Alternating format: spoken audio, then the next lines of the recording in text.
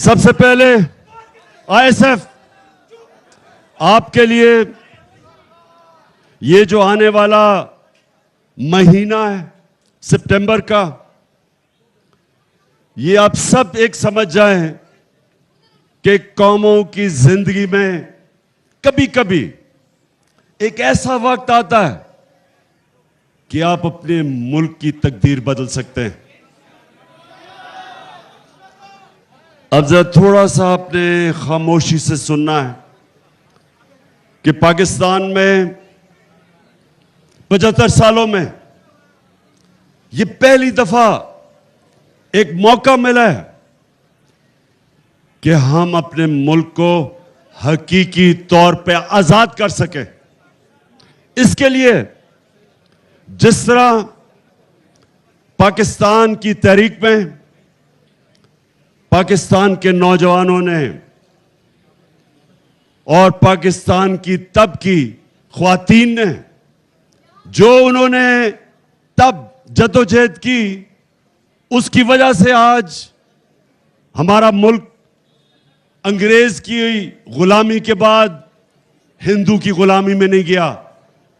उस जदोजहद की वजह से आज कम से कम हमारे ऊपर कोई मुसल्लत नहीं किया गया सिवाय ये चोरों का टोला। तो मेरे पाकिस्तानियों सुनो जरा, नौजवानों सुनो जरा, अब वक्त आ गया है कि अपने मुल्क को हकीकी तौर पे आजाद किया जाए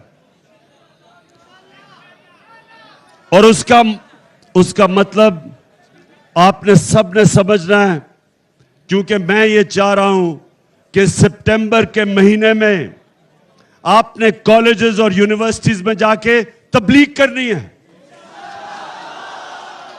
ये जो वक्त है, ये ऐसा वक्त कभी कौमों की जिंदगी में बार बार नहीं आता। ये है वक्त कि हम अपने मुल्क को एक खुददार, एक गैरतमंद कौम बना सकते हैं। इसके लिए मुझे आप सबकी जरूरत है और मैं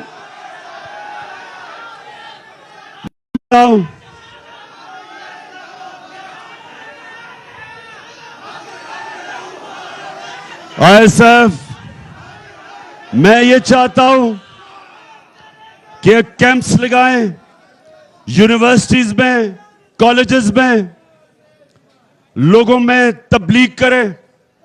देखें, आजादी की जब आप जदोजहद करते हैं, यह सियासत नहीं होती, यह इबादत होती है।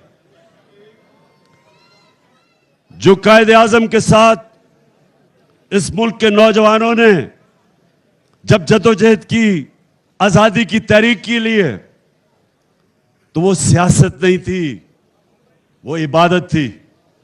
क्योंकि वो अल्लाह का हुक्म है कि जब वो कहता है, जब आप दावा करते हैं कि ला इलाहा इल्लल्लाह, तो आप अल्लाह से वादा करते हैं कि अल्लाह तेरे सिवा मैं किसी के सामने नहीं झुकूंगा।